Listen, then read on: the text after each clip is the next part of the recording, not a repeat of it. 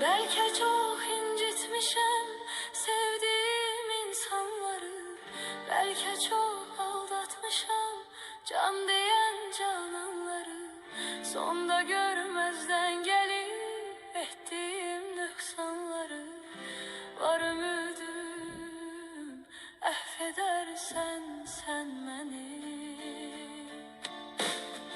Bilmez idim dert verer derdimin dermanları, gün gelir peşman olur nefsinin kurbanları. Dünya tehtinden salar şahları sultanları, itibarsiz dünyaya itibar etme günahtır, intihar etme günahtır.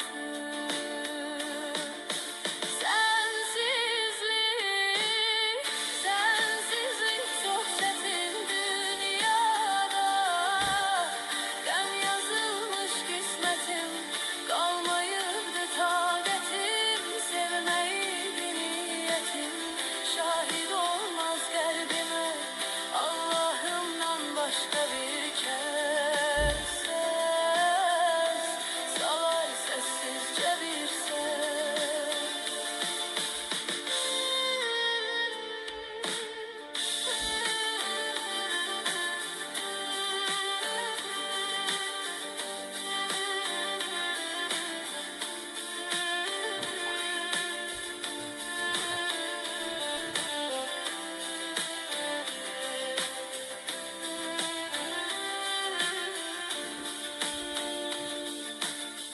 Sen giden günden beri vesvedir sözler seni, ruhum ardıncan gelir kölge tek izler seni.